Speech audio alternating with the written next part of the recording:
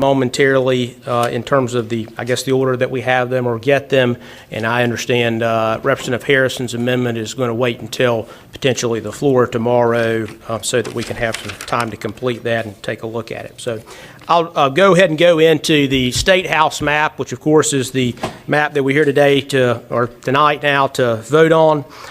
Members, as I mentioned last week, the House hired Ohio-based consultant Blake Springhetti to draw the State House map that you see before you. He previously worked for the Ohio legislature, and he's got prior experience in redistricting in the state of Ohio. I want to again emphasize, of course, that no racial data was used in the creation of this plan. No members who are running for re-election to the House are double bunked. Incumbency was not considered for those members who have announced that they are either retiring from the House or running for another office. Nearly 90% of all the municipalities that are located within a county in this map are kept whole under this plan, and many of the remaining municipal splits are due to precinct lines or involve small portions of municipal territory, often due to satellite annexation. Overall, this plan splits only 6 VTDs, which is fewer VTD splits than the 2022 House plan that's in existence right now. Overall, our overarching goal in construction of this House plan was to create Republican-leaning districts where possible while avoiding double bunking incumbent House members and following traditional redistricting principles. Mr. Chair, I'm going to go through the groupings at this point and just give a general overview, and then I'll stand for questions. As to the grouping of Currituck, Dare, Hyde, Terrell, Perquimans, Chowan, Washington, Beaufort, Pamlico. In this grouping, we kept all the precincts whole, only one county, Dare County, and that's split due to population requirements. The grouping is drawn here to create 2 Republican-leaning House districts. Grouping of Gates, Pasquotank, Camden, and Hertford. That's not changed. That district is a county grouping, of course, so can't be changed and was not changed. Same thing for the grouping of Halifax, Warren, Northampton. Same thing for the grouping of Edgecombe, Martin, and Bertie. Same for Sampson and Bladen. And again, same for Lenoir, Green, and Jones. All of those groupings are actually districts, and so they were not changed. On Pitt County, the grouping of Pitt, this district splits no precincts, and it keeps the campus of East Carolina University whole. The district is drawn to recreate a Republican-leaning House district based in the southern and eastern part of Pitt County, and one Democratic-leaning House district based in the northern western part of Pitt County. For the grouping of Craven and Carteret, this grouping is drawn to create 2 Republican-leaning House districts. There's only one split precinct in this grouping, which is mathematically required and therefore unavoidable, which is in Havelock. Grouping of Onslow and Pender. This grouping splits no precincts. It's compact and is drawn to create 3 Republican-leaning House districts. Grouping of Brunswick and New Hanover. This grouping splits only 1 precinct in Brunswick County. It draws 1 Wilmington-based district and 3 Republican-leaning districts, 2 of which are based in Brunswick County and 1 of which is based in northern New Hanover County. Grouping of Columbus and Robeson. The grouping draws 1 Robeson County district, 1 Columbus County-based district. That concludes some of northern and eastern Robeson County. Grouping splits no precincts, and both of those districts would be Republican-leaning districts. Grouping of Scotland and Hoke.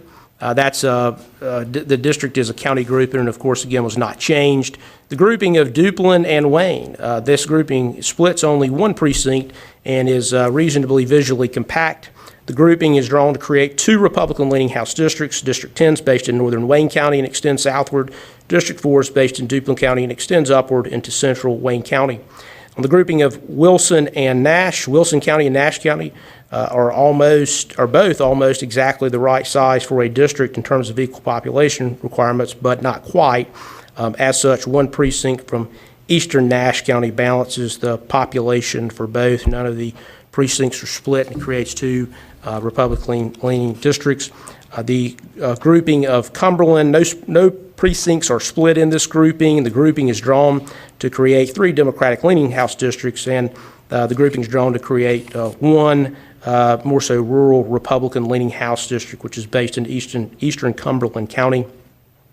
Grouping of Harnett and Johnston. In this grouping, we drew to create 4 Republican-leaning House districts with no split precincts. District 6 is based in western Harnett. District 26 covers the northern part of Johnston County, adjoining Wake County. District 28 remains in southern Johnston County, and District 53 includes portions of both eastern Harnett County and northwestern Johnston County. For the grouping of Franklin, Granville, and Vance, in this grouping, we did not split any precincts, and the grouping splits neither home county of either incumbent member. This grouping is drawn to create 1 Republican-leaning district based in Franklin County, as well as 1 competitive district, which is based in Granville County. For Wake County, in that grouping, we created 2 competitive Republican-leaning districts, 1 in the southeastern part of the county and 1 in the northern part of the county. There is only 1 split precinct in the county, and no incumbents are double bunked. The districts are reasonably visually compact. The municipalities of Fuquay-Varina, Wendell, Knightdale, Holly Springs, as well as other smaller municipalities, have clearly defined districts that represent their interest in this plan. The grouping of Durham and Person, this is unchanged from the 2022 plan in accordance with member feedback from those districts. Grouping of Orange and Caswell, grouping was drawn to be reasonably visually compact with no split precincts. Grouping of Alamance and Alamance County, our goal was to draw 2 reasonably visually compact Republican-leaning districts with no split precincts. That is what is reflected in District 63 and 64 in Alamance County. Groupings of Randolph, Chatham, Lee, Moore, and Richmond. In that grouping, the minimum number of counties are split and no precincts are split. This grouping is drawn to create 4 Republican-leaning House districts and is drawn to reflect 1 competitive Democrat-leaning district. In Guilford, we aim to draw 2 Republican-leaning districts based in the eastern and western portions of the county. We split no precincts, and the districts are reasonably compact. Rockingham County is a grouping, and of course it has not changed. For Forsyth and Stokes, that grouping was drawn to create 3 Republican-leaning House districts with no split precincts and no members double bunked. District 75 is based in eastern Forsyth County. District 74 is based in western Forsyth County. And District 91 is based in Stokes County and extends southward into central Forsyth County. The grouping of Davidson was drawn to reflect 2 reasonably visually compact Republican-leaning districts. In the grouping of Yadkin, Davie, Rowan, and Cabarrus, the grouping splits only 1 precinct in the Mount Pleasant area. Representative Kristen Baker has announced that she's not running for re-election to the State House, so her incumbency, of course, was not considered. The grouping is drawn to create Republican-leaning districts from all 5 of the districts of the grouping and complies with traditional redistricting principles. The grouping of Stanley and Montgomery, that grouping is a 2-county self-contained grouping, and of course that is unchanged. The grouping of Surrey, Wilkes, and Alexander, the grouping splits no precincts. The districts are reasonably visibly compact. It's obviously a very markedly Republican area of the state and probably impossible to draw it otherwise. The grouping of Catawba and Iredell, it contains no split precincts and 4 reasonably visually compact districts, again in a very Republican area of the state.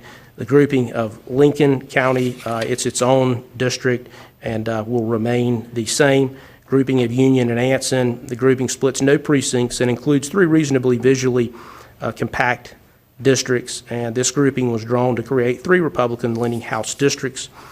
In Mecklenburg, which is another grouping, the grouping splits only 1 precinct.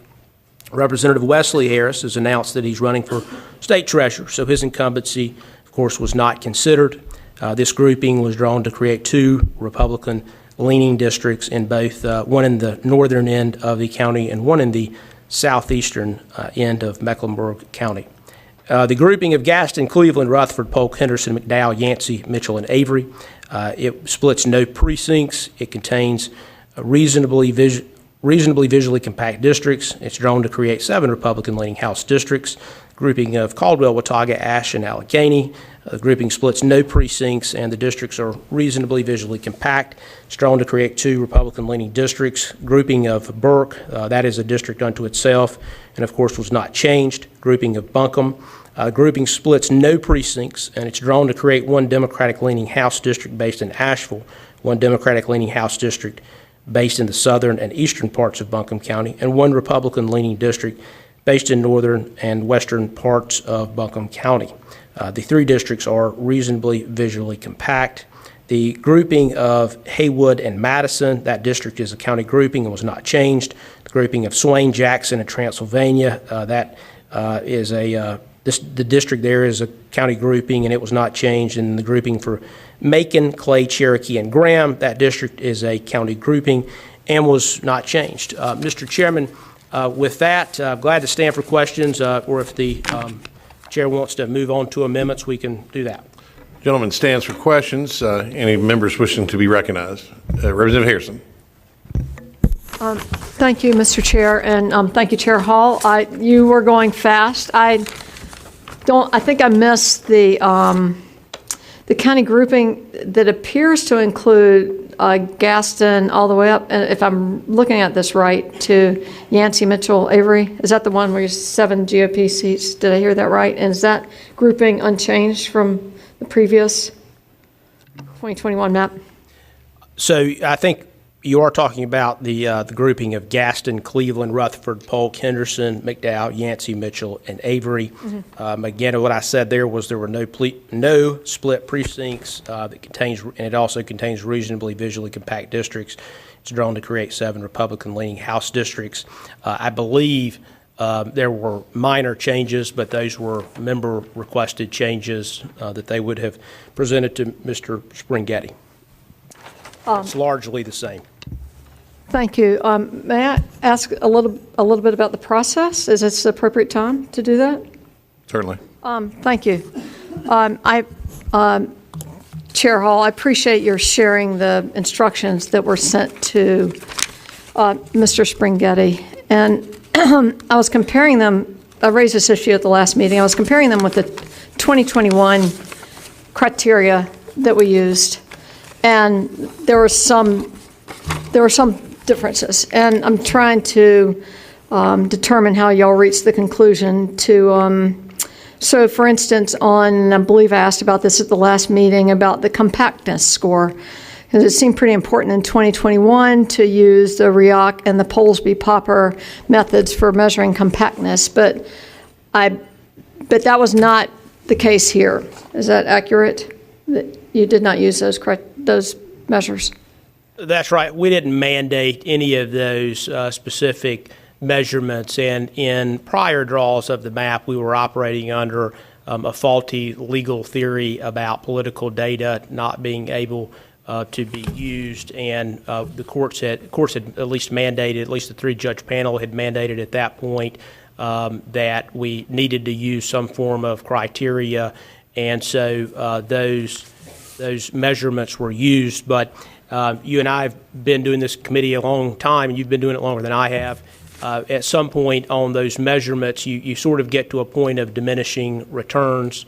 And so at the end of the day, you can often look at the districts themselves and determine whether they would have a reasonably good score in either one of those metrics.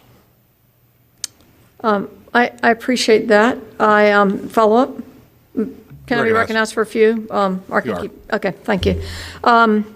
So I also wanted to ask about the municipal boundaries, because that, I don't actually see it listed on the instructions that went to Mr. Springhetti, and I know you referenced this in my inquiry about this last week, but this map right here, the 898, it splits 65 municipalities with populations, and the previous map that we used in 2022 split only 51, and that's quite a disparity, and I know that you're happy that you only split 6 precincts, but I think splitting municipalities is an important issue as well. Could you speak to that?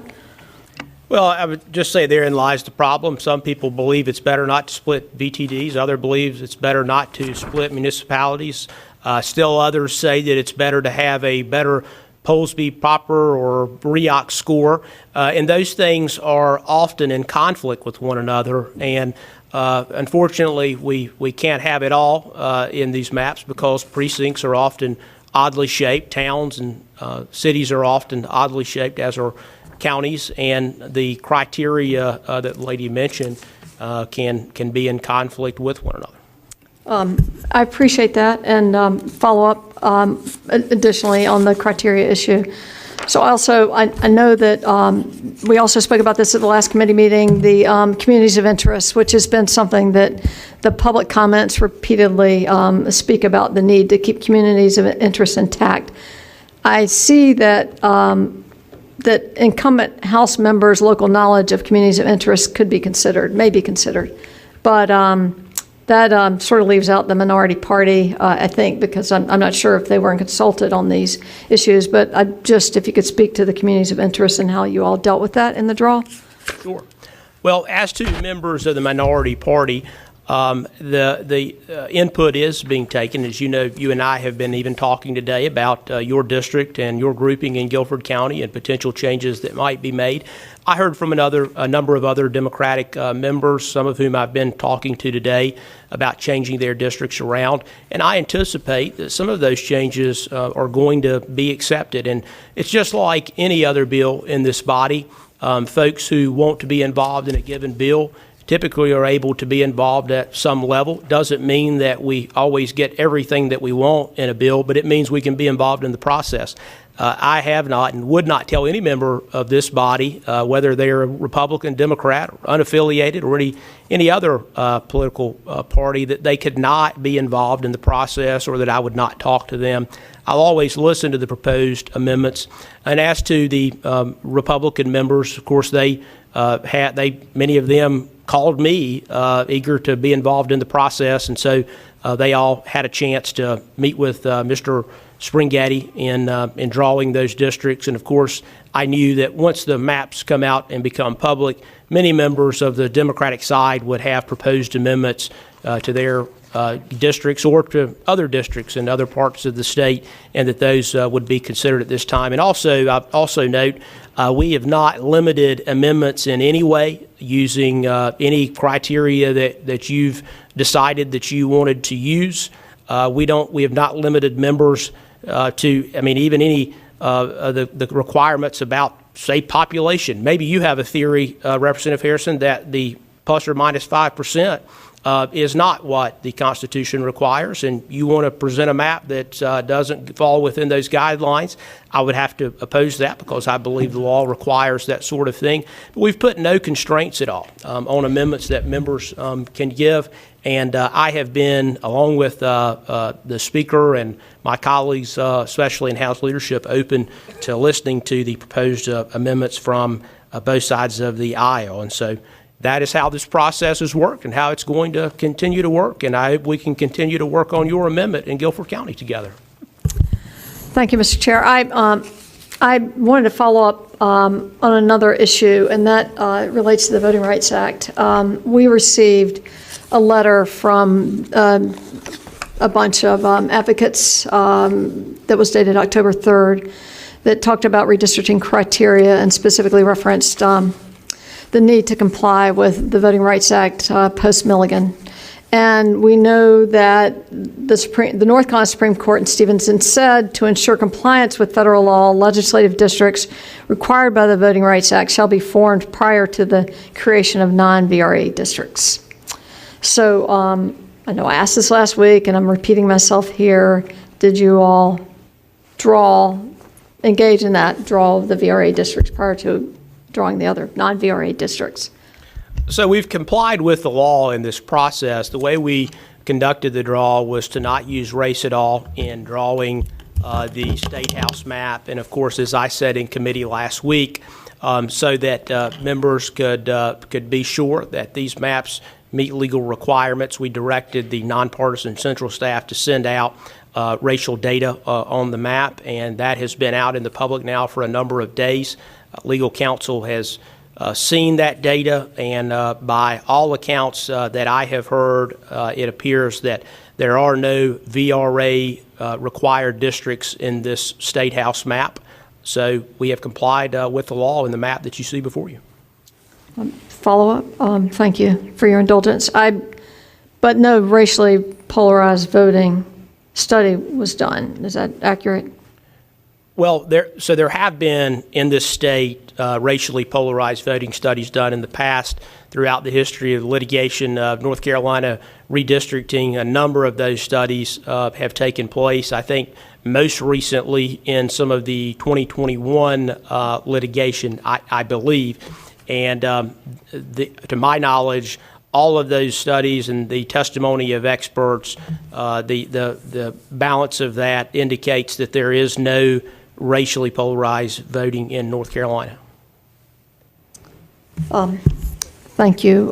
Follow-up to that, we received yesterday a letter from the Southern Coalition for Social Justice on the very point, referencing Jingles and Milligan, and it appears from this letter that this redraw, and especially that they specifically focused on the Senate because there was a compressed time allotted in terms of trying to analyze the whole state. I don't think anyone had time, but they focused on northeastern North Carolina on the Senate race and the Senate districts, and they conclude that the Jingles framework, the criteria were met.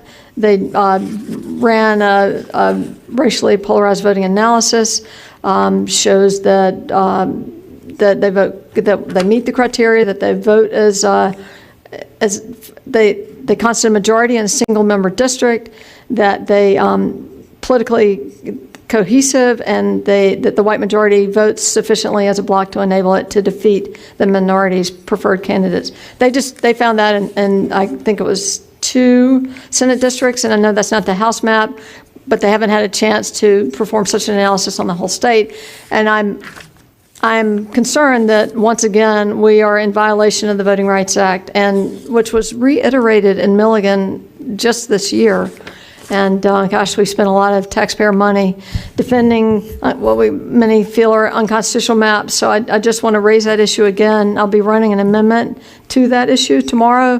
Don't want to take the committee's time today to do it, and plus it's not quite ready. But I just continue to be concerned that we seem to be ignoring the Voting Rights Act requirements and recent Supreme Court decision on that. And I'm going to back off for now and defer to another committee member. Thanks. Mr. Chairman, if I just may briefly respond.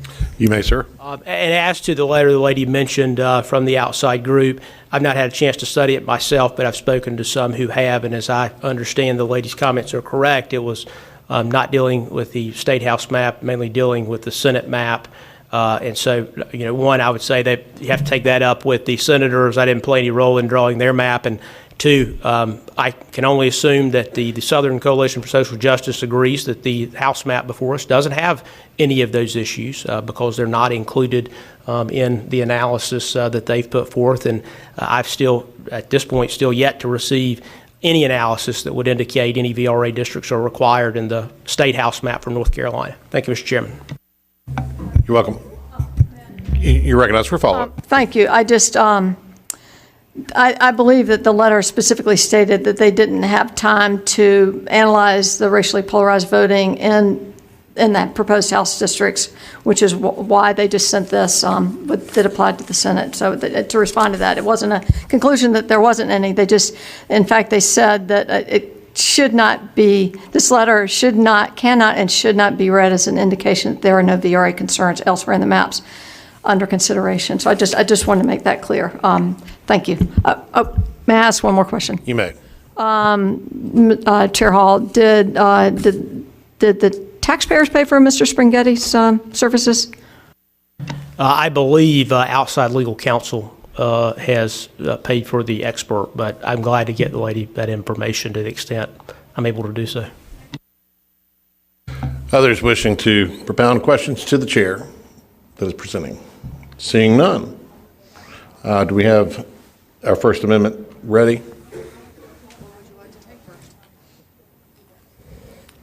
Committee stand at ease. Representative Hawkins, are you?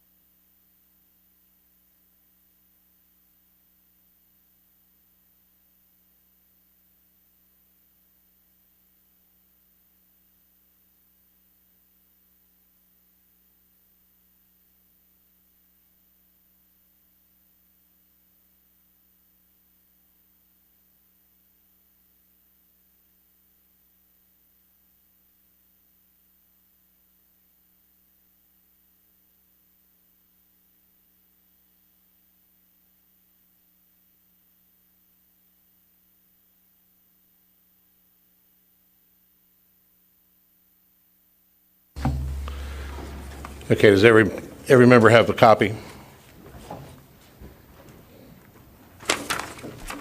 And who's presenting the amendment? Okay. Representative Hawkins, you're recognized. Thank you, Mr. Chairman. I think you have the amendment in front of you, and I'll make this one easy. This is related to the Chatham and Randolph grouping. Specifically, it's just asking and moving to amend this bill back to the 2022 drawing, and it's working on the VTTLB and ST, and I'm glad to answer any questions. Any question for the maker of the amendment? Mr. Chairman, if I may You're recognized, sir. speak to the amendment. If I may ask Representative Hawkins just a series of quick questions. You are recognized for a series of quick questions and quick answers. All right, great. Thank you, Mr. Chairman. Representative Hawkins, was any racial data used in creating this amendment? No, Mr. Chairman. And second, does the amendment pose any VRA or constitutional concerns? No, Mr. Chairman. And does the gentleman know off the top of his head if any of the other members that are affected by this change, if they are okay with it? Yes, in consultation with. Okay. And I'll just say, members of the committee, my understanding is that the other members of this grouping are okay with this as well. And in this, if I may speak to the amendment, Mr. Chairman. You're recognized. And members, this amendment, of course, affects District 54, and the way that it's drawn in the original map is still probably a lean Democratic district that would be very difficult for Republicans to win anyway. So in a good faith effort and in deference to the minority leader, I'm going to ask the committee to vote yes and adopt the amendment that's before the committee. Any others wishing to speak on the amendment? Mr. Chairman, if we may take a recorded vote on it, I think folks may want that anyway. Okay, we can do that for sure. No others wishing to speak. We'll have you talk about a roll call vote. Yeah, we'll ask the clerk for a roll call vote.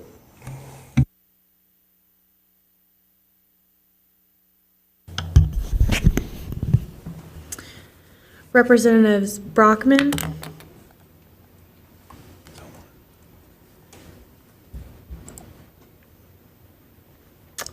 Representative Brockman,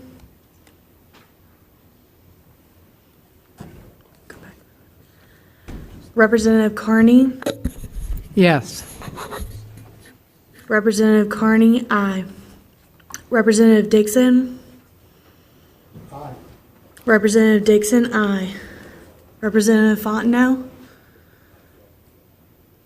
Representative Fontenot, Representative Hardister, Aye. Representative Hardister, aye.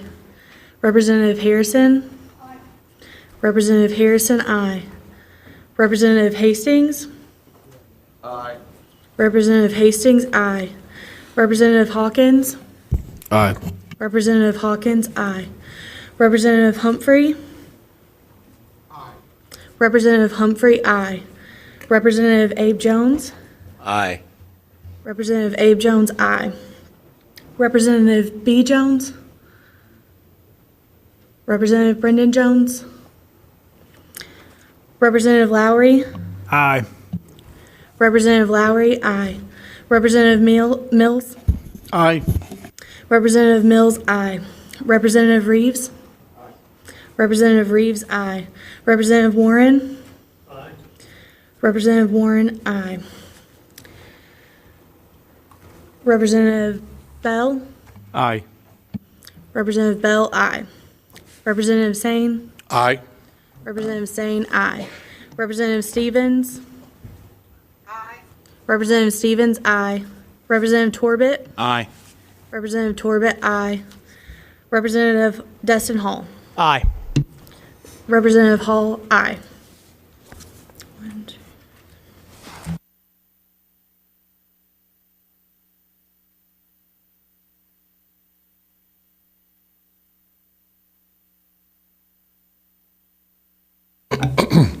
With a vote of 17-0, the motion does carry. Next amendment.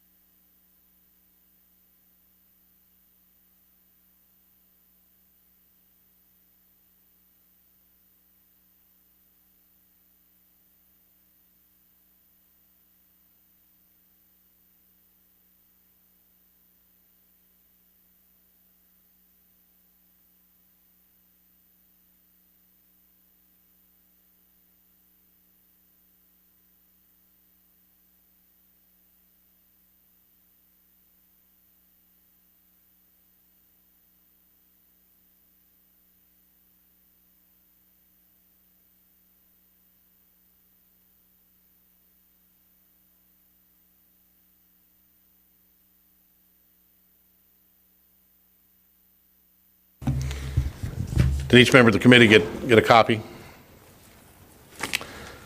Seeing that, it's HCC-3. You have in your paperwork there, and I believe Representative Carney is going to present this amendment. Is that correct? That's correct. Okay, you're recognized. Thank you, Mr. Chairman. Members of the committee and Chairman, this is simply to revert the district numbers in Mecklenburg County to reflect the current law. No line changes nor populations have changed in this. It's just simply reverting the numbers back to the current law. Chairman Hall. Thank you, Mr. Chairman. This is something Representative Carney and I spoke about last week, and understand members like to keep the numbers the same because their constituents come to understand what that number is, and members come to be in that district for some time and be associated with that number. So I'm glad to support this amendment. Please vote yes. Any others wishing to speak on the amendment? Seeing none, we'll do a roll call vote on this as well. The clerk will read the roll. Representative Brockman. Representative Brockman. Representative Carney. Aye. Representative Carney, aye. Representative Dixon. Aye. Representative Dixon, aye. Representative Fontenot. Representative Fontenot. Representative Hardister. Representative Hardister. Representative Harrison. Representative Harrison, aye. Representative Hastings. Aye. Representative Hastings, aye. Representative Hawkins. Aye. Representative Hawkins, aye. Representative Humphrey. Aye. Representative Humphrey, aye. Representative Abe Jones. Aye. Representative Abe Jones, aye. Representative Brendan Jones. Representative Brendan Jones. Representative Lowry. Aye. Representative Lowry, aye. Representative Mills. Aye. Representative Mills, aye. Representative Reeves. Representative Reeves, aye. Representative Warren. Representative Warren, aye. Representative Bell. Representative Bell, aye. Representative Sane. Aye. Representative Sane, aye. Representative Stevens. Aye. Representative Stevens, aye. Representative Torbett. Aye. Representative Torbett, aye. Representative Hall. Aye. Representative Hall, aye. Madam Chair, or sorry, not Madam Chair, this is Madam Person calling the roll. Representative Hardister, you're recognized to report your vote. Thank you, Mr. Chair. I was just stepping into the room. I'd like to vote aye. Representative Hardister, aye.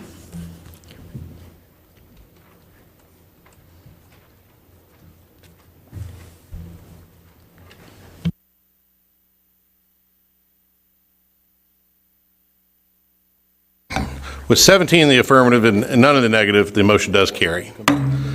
We're passing out the next amendment.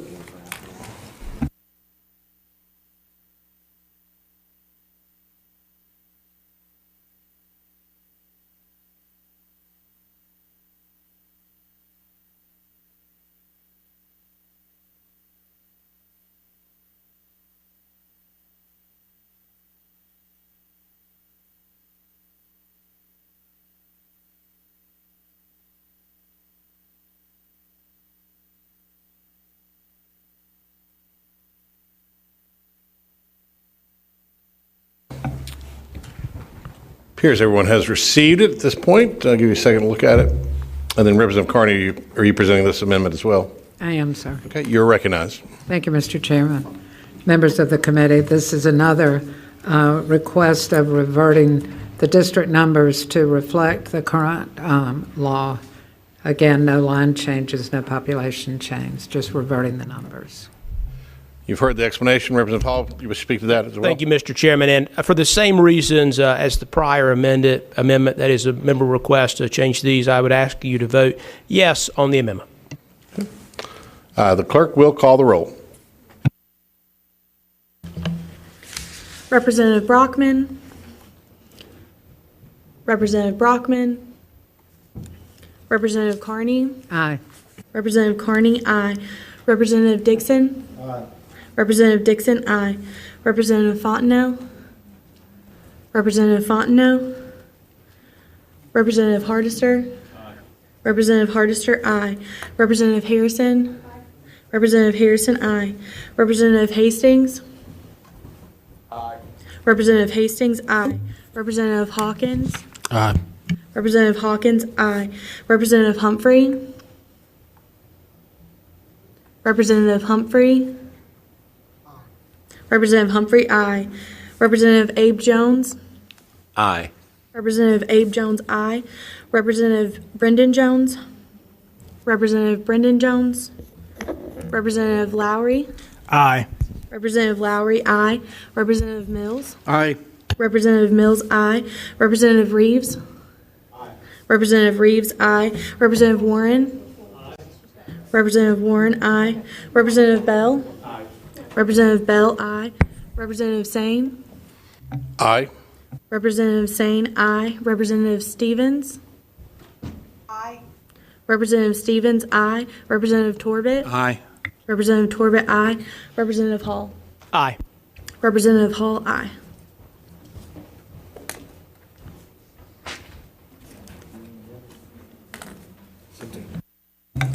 With 17 voting in the affirmative, 0 in the negative, the motion does carry. The next amendment is being passed out to you. We'll give it just a second.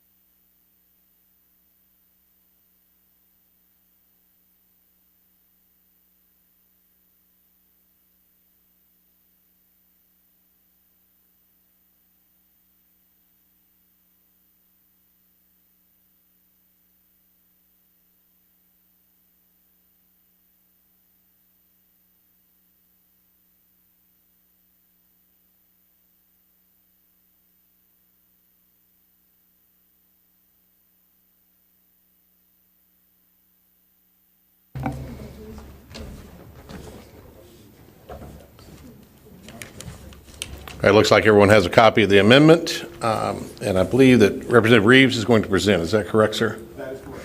You are recognized. Been waiting all night for this. I've been waiting all year to get recognized. Thank you.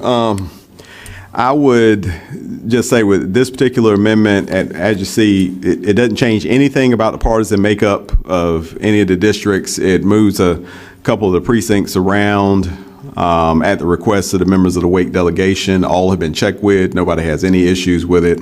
And we just ask that the amendment be accepted and supported.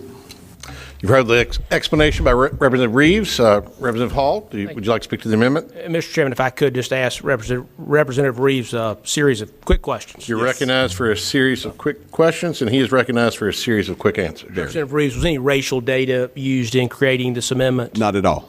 And Representative Reeves, does the amendment pose any VRA or constitutional concerns? Not at all. And I believe you said, I want to make sure I understand, all the members whose districts are changing in this particular grouping, they're fine with those changes? Absolutely. Thank you, sir. Members, I would ask you to support this amendment. Any others wishing to speak to the amendment? Seeing none, the clerk will call the roll. Representative Brockman. Representative Brockman. Representative Carney. Aye. Representative Carney, aye. Representative Dixon. Aye. Representative Dixon, aye. Representative Fontenot.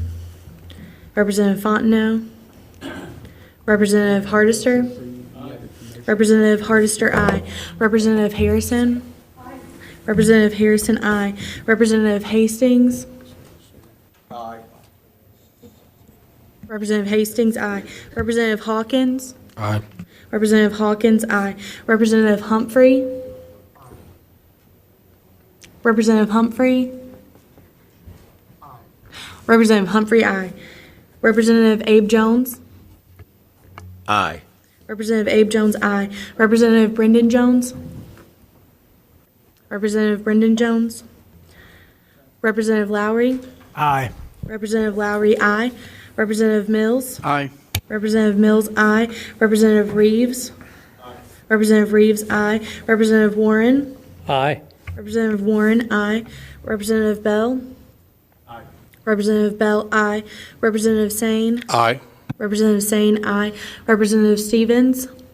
Aye. Representative Stevens, aye. Representative Torbett. Aye. Representative Torbett, aye. Representative Hall. Aye. Representative Hall, aye.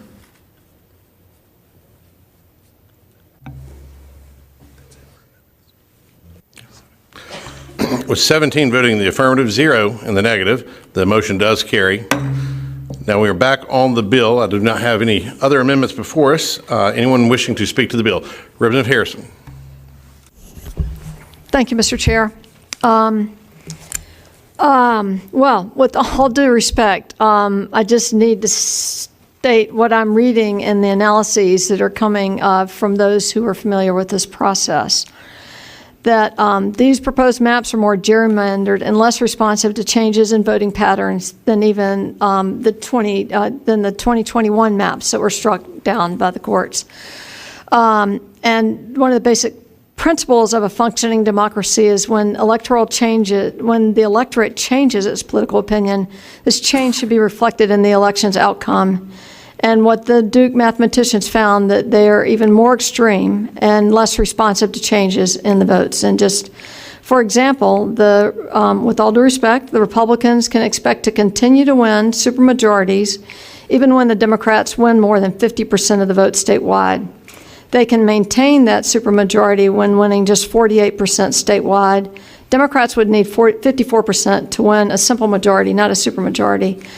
I know that we now can't really take into account partisanship when we're talking about these gerrymanders, but it's certainly something to think about because these maps are not going to reflect the electorate of North Carolina, and I just feel like that's very unfortunate. And one, I think, shortcoming of this entire process, and I know you all spent a lot of time on this, is the lack of transparency and the lack of public input.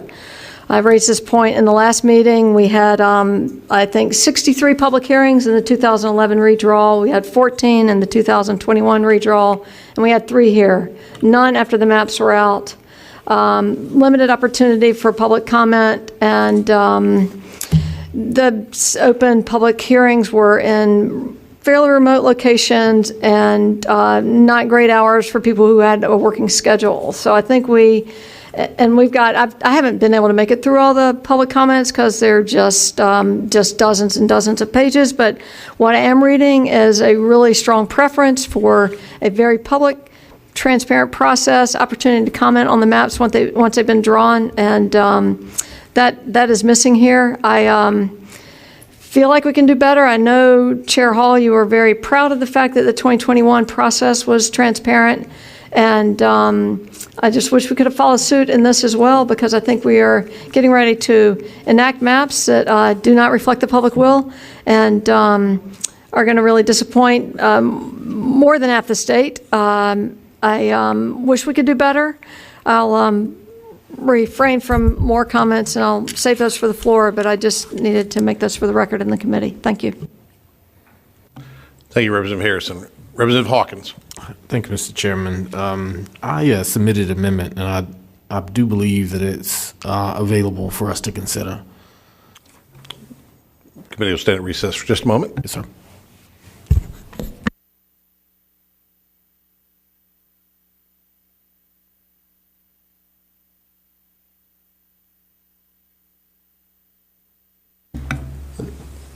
I think we have that ready just in a moment. Thank you.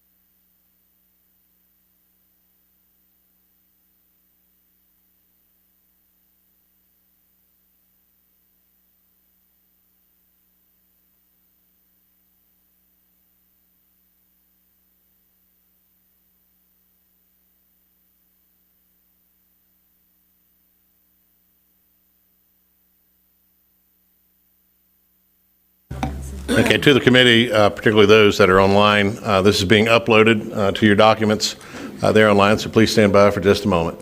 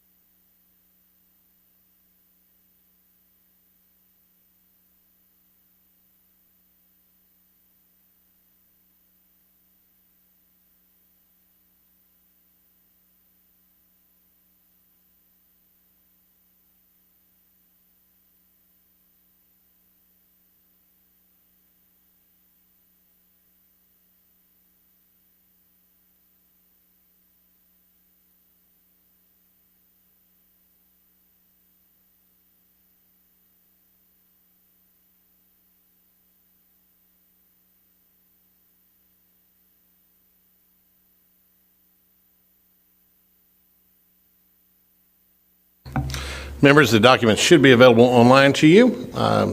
The chair will ask if anyone joining the committee via WebEx, if they are not seeing the documents, please speak up now.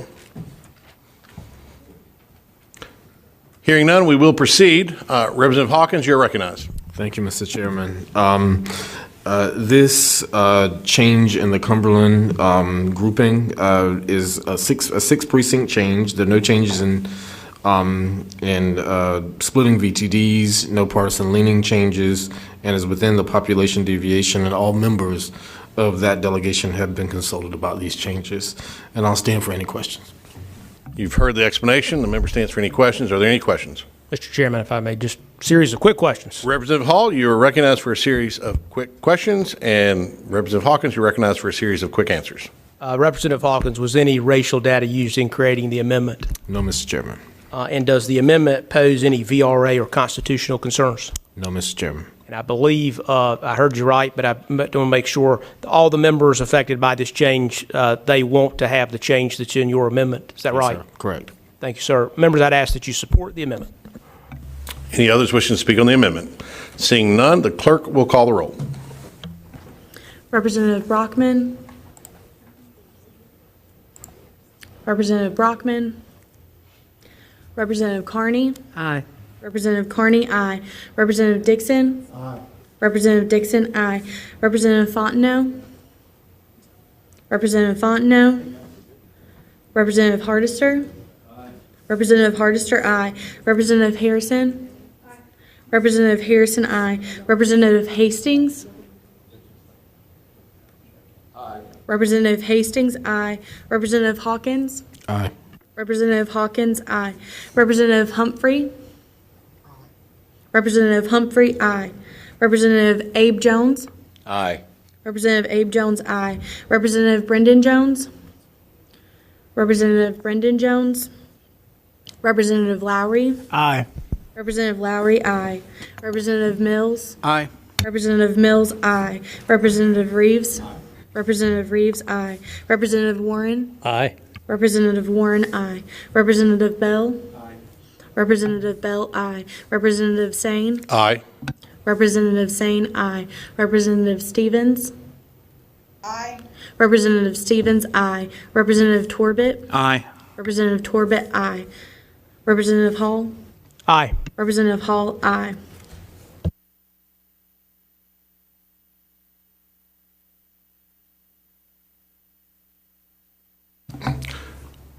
With 17 voting in favor of the motion and 0 in the negative, the motion does carry. We are back on the bill. Anyone wishing to speak on the bill? Representative Reeves. Thank you, Mr. Chair. And I actually just want to ask a couple of questions of Chair Hall that I think will clarify some things. That they're going to be questions I know I'm going to get at some point. It'd be better to hear it from him. Very good. You are recognized for a series of questions, and Representative Hall, you're recognized for a series of answers. Thank you. Representative Hall, I think it's fair to say that obviously there's disagreement about how this process ought to go according to Stevenson and according to what some of us believe about the law. Would that be fair to say? Well, I think we agree generally what the law is. Perhaps we agree on the application of what that law is.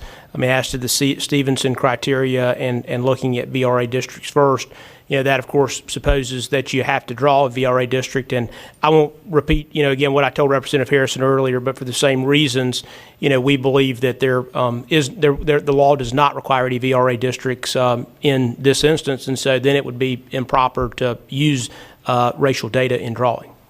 And part of that reasoning would be that, in your opinion, there hasn't been any evidence of racial polarization, but I believe you interpret the racial polarization studies as needing to show racial polarization across the state. Is that fair? Well, so obviously, we rely on counsel, as both sides do in these cases, and what we're looking for across the state is legally significant, racially polarized voting. And as I understand it, and I'm certainly not one of those folks, as I don't think either of us are, who do those studies, I think in case after case, when plaintiffs have tried to put forth evidence of legally significant racially polarized voting, whether locally or statewide, that has been found not to be the case. All right. If there were evidence of it locally, would you feel that would be enough to require the drawing of VRA districts? Well, so I don't want to comment on, I've not read every bit of the case law, so I don't want to commit to, what one of those cases might require. But I'll say this, if the law required us to draw a VRA district, we would absolutely do that. All right. And then that gets us to partisan gerrymandering. And is it fair to say that, in your opinion, partisan gerrymandering is completely allowed, so there's no reason not to do it? So both the U.S. Supreme Court and the North Carolina Supreme Court have said that election data is a traditional redistricting principle that may be used, and indeed it's been used in this country since its founding. It's been used in other countries before the founding of this country. And so, yes, I believe the law allows for that. And in my opinion, there's really no other way to do it. It's impossible to say that you're not going to consider politics at all, because even if you're not trying to do that, I mean, every time you draw a line on these maps, that is a political decision one way or the other, whether intentional or not. We've tried in the past to draw things without election data. We've done different processes because of courts and other reasons. We've had these different processes, but I mean, at the end of the day, even if you have a so-called nonpartisan commission, which I don't believe exists, every time those folks they draw a map, even if you can somehow find a group of people who don't have any partisan bent in their own mind, every time they draw a line, it is a partisan decision. And so to answer your question, it's absolutely permissible under the law, and it is basically in the history of this country, election data results have been frequently used to draw groupings, districts. All right. And finally, I would say that last cycle, we were able to come to an agreement on maps. And was it your intent at that time, when we came to the agreement on the maps and voted on those maps remain in place for the remainder of the decade? Well, I obviously disagreed with the Supreme Court's decision at the time that, of course, put us in the spot where we were at the time in terms of in my opinion, the erroneous interpretation of our state constitution. But as always in these cases, we're going to follow the law, as we'll always do. Now, I certainly hoped at the time that the Supreme Court would see its error and would end up changing that decision. And over time, the folks of the state got to vote on the Supreme Court. The composition changed. And, of course, they overturned that district. But, of course, had the law, in my opinion, not be cleaned up and clarified and really rectified, those districts would have stayed in place for the rest of the decade. All right. No further questions. I'll just be asked to be heard at the appropriate time. Thank you. Any others wishing to speak, to be recognized? Seeing none, a motion would be in order for a favorable report to House Bill 898 as amended, rolled into a new PCS, unfavorable to the original bill, with a serial referral to rules and with leave for legislative analysis to make technical changes. That would be in order. And Representative Hall, is that a motion you'd like to make, sir? Yes, Mr. Chairman. The chair accepts the motion. Mr. Chair, You recognize? yeah, and I actually wanted to second? debate.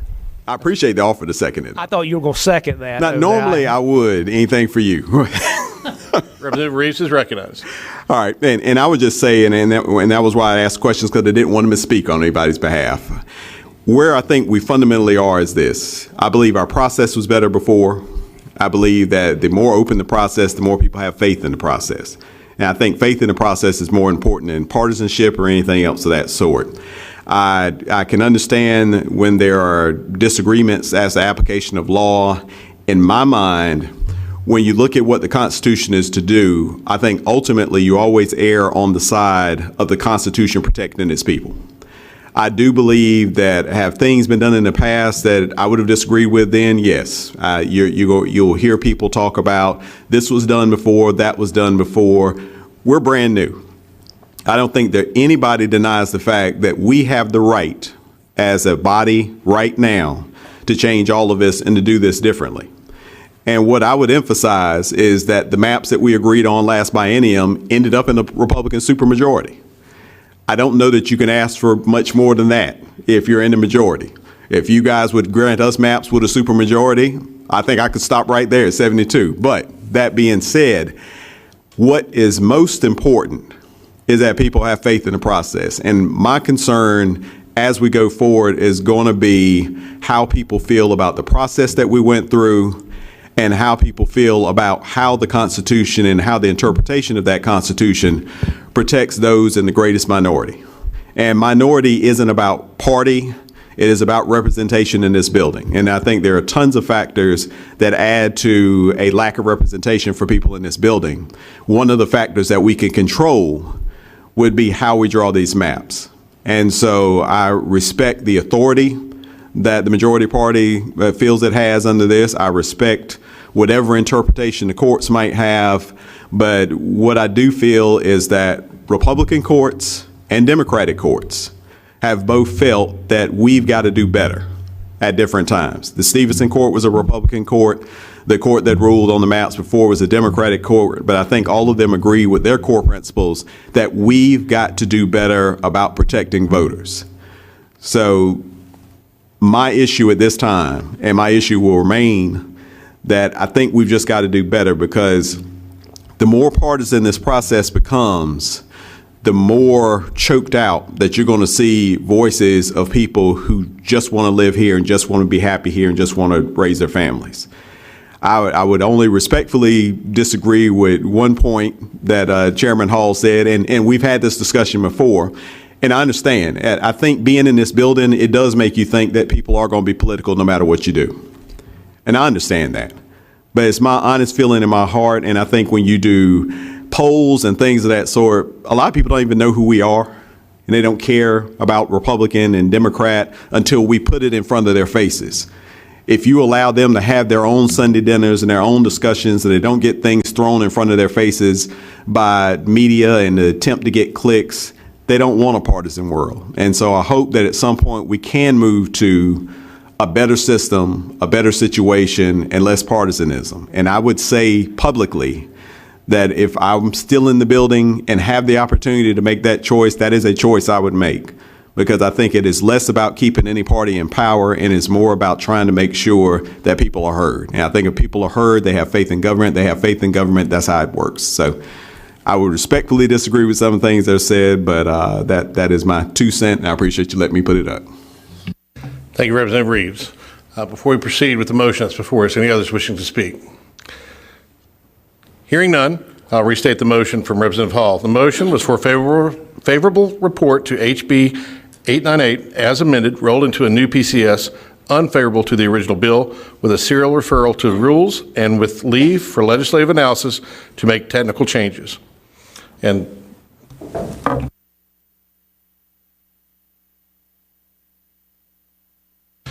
the chair will ask for a roll call vote on this as well. Clerk will call the roll. Representative Brockman. Representative Brockman. Representative Carney. No. Representative Carney, no. Representative Dixon. Aye. Representative Dixon, aye. Representative Fontenot. Representative Fontenot. Representative Hardister. Aye. Representative Hardister, aye. Representative Harrison. Representative Harrison, aye. Oh. Representative Harrison, no. Representative Hastings. Representative Hastings. Aye. Representative Hastings, aye. Representative Hawkins. No. Representative Hawkins, no. Representative Humphrey. Aye. Representative Humphrey, aye. Representative Abe Jones. No. Representative Abe Jones, no. Representative Brendan Jones. Representative Brendan Jones. Representative Lowry. Aye. Representative Lowry, aye. Representative Mills. Aye. Representative Mills, aye. Representative Reeves. Representative Reeves, no. Representative Warren. Aye. Representative Warren, aye. Representative Bell. Representative Bell, aye. Representative Sane. Aye. Representative Sane, aye. Representative Stevens. Aye. Representative Stevens, aye. Representative Torbett. Aye. Representative Torbett, aye. Representative Hall. Aye. Representative Hall, aye.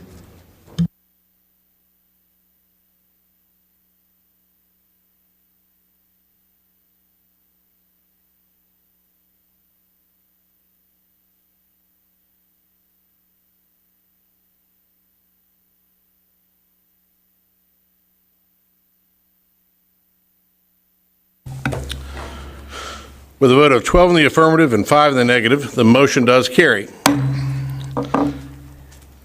No other business being before the committee? Mr. Chairman. Yes, sir. If I may just real quick remind members that there will be a Rules Committee meeting tomorrow that I anticipate probably only the State House map being taken up. I don't think there are going to be any other bills right now that move. But I don't anticipate doing amendments in rules, and the reason for that is takes the nonpartisan staff a long time to engross, I think is the correct word, the map for any bill, that we may be delayed in session in the afternoon. So what I would ask members is if you're going to have amendments, save them for the floor. And again, same thing as we did in here that everybody generally did a pretty good job with. Do your best to try to send those to me sometime before, say, 12 o'clock tomorrow. If you got a floor amendment, if we're going to do session at 2, do your very best to send it by 12 o'clock because, I mean, generally, if I get it ahead of time, there's a much greater chance that we might be able to resolve an issue, and maybe it's not exactly the way that that is, the map may not be exactly what we would accept, and we may be able to compromise. So I just ask you to, again, try to send the amendments by 12, and of course, staff needs to have those as well to have those ready for the floor. Thank you, Mr. Chairman. Thank you, Chairman Hall. Any other questions for the chairman? Seeing none, we stand adjourned.